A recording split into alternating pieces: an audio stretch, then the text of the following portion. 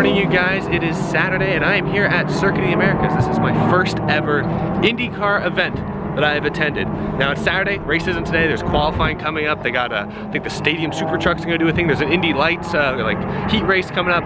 So we're gonna show you all of that. I'm gonna kind of show you guys around the track here today.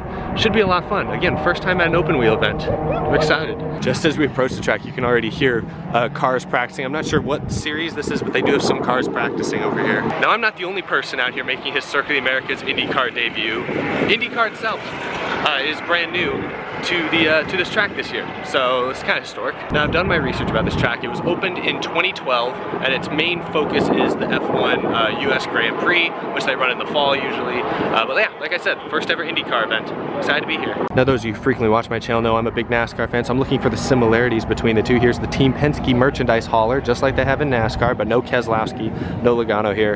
Instead you got your Will Powers, Joseph Newgarden. No Goodyear booths here. They have Firestone instead. And look at this. What is this dude's name? Firehawk? I love it. They have a tent here with a bunch of IndyCar merchandise. I'll check it out. Let's see what they got. Team t-shirts. You know, I'd never really seen IndyCar diecast before, but that's pretty cool right there. That's, I might have to get, how much are these? I'm curious. $9, so kind of in the ballpark of a NASCAR car.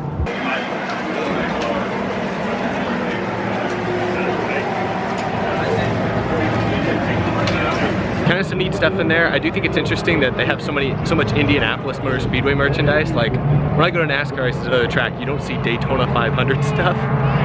But I do think it's funny. It's a huge race for the sport, and I guess they sell merchandise everywhere. I think that's kind of funny. I've been to quite a few NASCAR races, but I've never actually been to a road course. So one thing I've learned with road courses in general is you walk a lot, because there are a lot of different like kind of areas, like hotbeds around the track. Like there's this big hotbed here. The main grandstands actually are like way over that way somewhere, like probably a half a mile, and even like where I'm gonna be sitting is like another quarter mile that way. Now one cool thing about IndyCar is if you buy the weekend pass, and I don't know, there might be other ways to get it as well, you get automatic access to the concert Saturday night. And here at Circuit of the Americas, they have this big amphitheater. It's gonna be Muse. So that's a pretty big name. I'm probably not gonna stay that late for the show, but it'll probably be fun. Now one of the first things you'll notice when you show up to Circuit of the Americas is this tower. It's huge. I've been up there once. It's a long hike up there, but it's a cool view. Definitely sets this track apart, gives it a big league feel. Look up there, it has a glass bottom. There are people literally floating above the racetrack right now. That's super cool up there. That's a pretty cool view right there. Heading up to my seat now to get a little bit of the action. I'm not sitting in the main grandstands, I'm sitting out in over by turn 12. That's supposed to be arguably the best vantage point of the entire racetrack. Here it goes.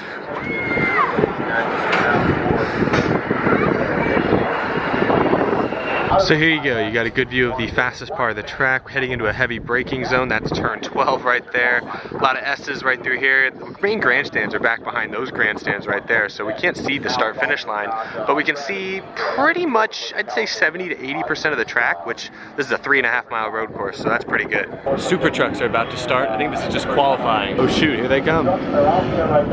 Whoa. Oh my goodness.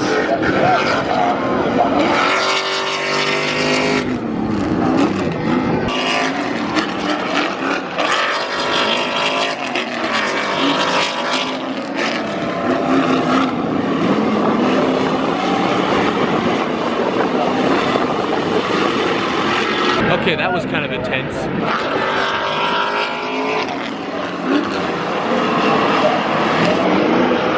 Oh my gosh.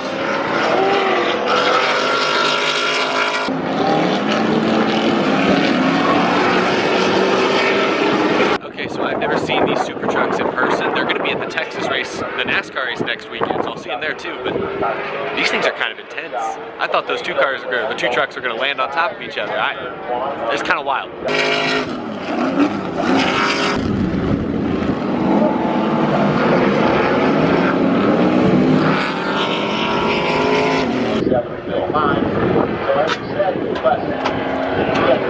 Stadium Super Truck qualifying just wrapped up. I'm gonna go get me some food for the Indy Lights race.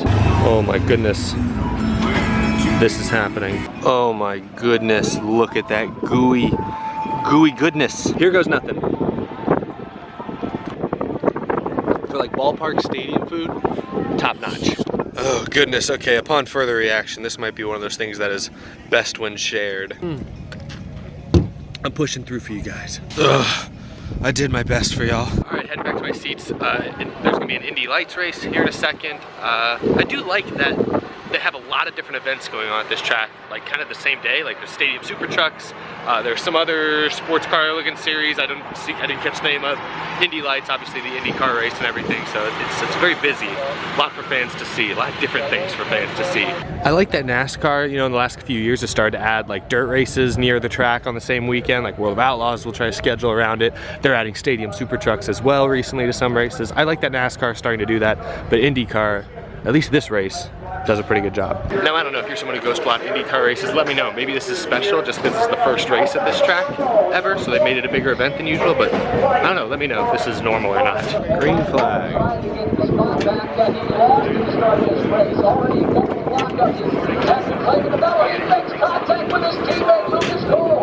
Oh, got one around.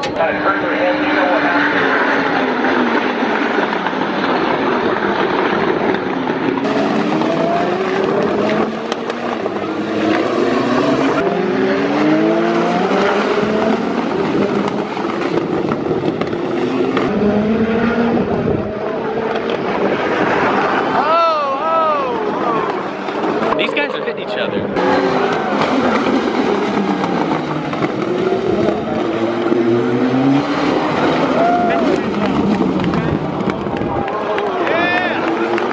They're just going back and forth every lap. Leader's getting way away from them.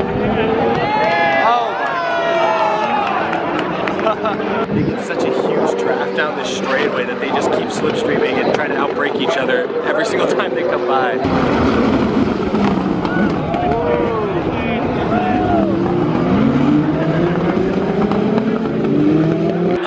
Starting to join them, so now second, third, and fourth are just like all over each other.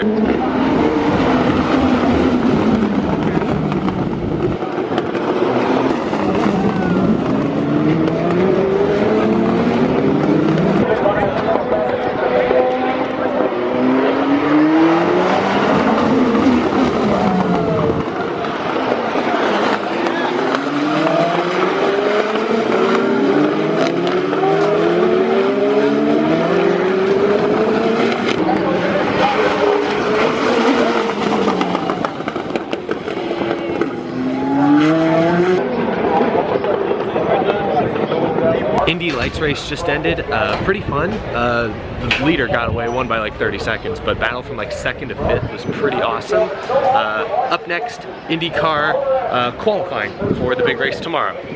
So that should be fun. Get ready to see some names you recognize. I have about 30 minutes to kill in between. Got some storm clouds kind of swooping in here. I think there's like a 40% chance of rain. Hopefully we get this IndyCar thing in. I'll be real with you guys, I'm familiar with most of the drivers in IndyCar, but there's only a few that if I saw them in a crowd, I could pick them out and know exactly who they are.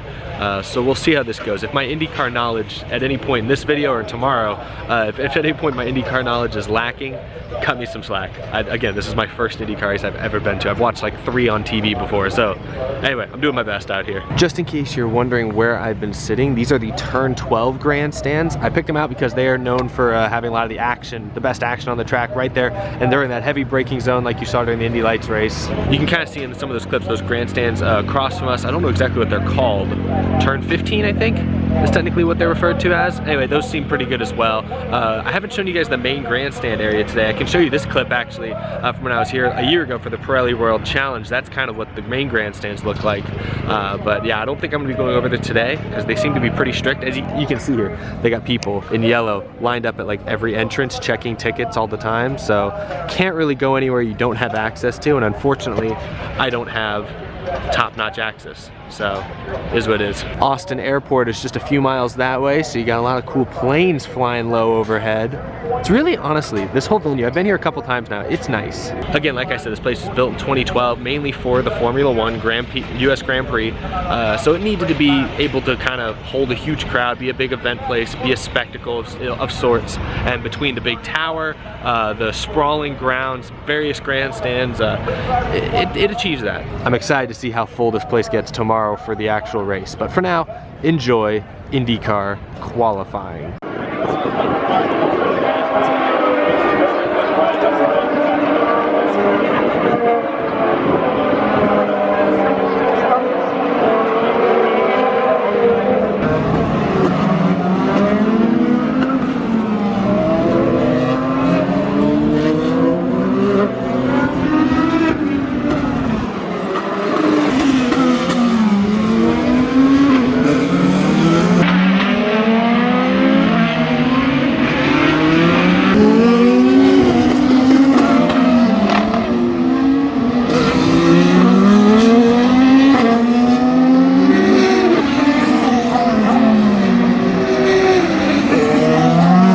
yeah, there you have it. That is the end of day 1 of my Circuit of the Americas IndyCar experience. I apologize for the abrupt ending.